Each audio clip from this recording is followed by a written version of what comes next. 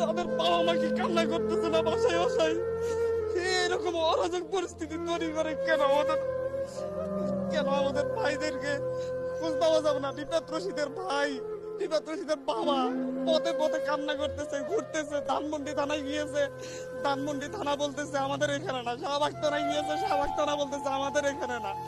New market থানায় পাঠাচ্ছে, new market থানা বলতেছে আমাদের এখানে না। তাহলে কোথায় পাবে রিফাত রশিদকে?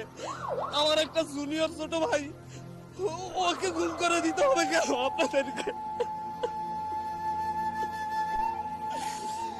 রেসিডেন্সিয়ালের একটা 16-17 বছরের ছেলেকে গুলি করে মেরে বেড়া হয়েছে।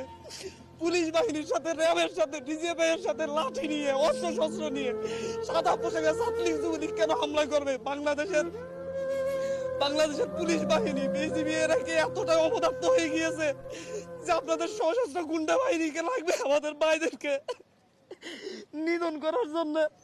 আমি আজকে সকালে পত্রিকা পড়তেছিলাম, পত্রিকায় দেখলাম যে বিভিন্ন মন্ত্রীরা, ক্ষমতাসীন দলের বিভিন্ন নেতারা হুমকি দিচ্ছেন এরপরে যদি আন্দোলন না থামে ওনারা দমন করবেন। ওনারা ছাত্র আন্দোলন দমন করার চিন্তা করেন।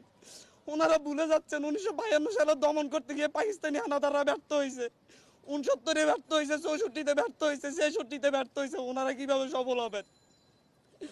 ওনাদেরকে এখনো বলবো, আমাদের প্রতিটা ক্যাম্পাসে নিরাপত্তা নিশ্চিত করুন, আমাদের ভাইদেরকে ছেড়ে দিন। আমি নিজে আতঙ্কিত।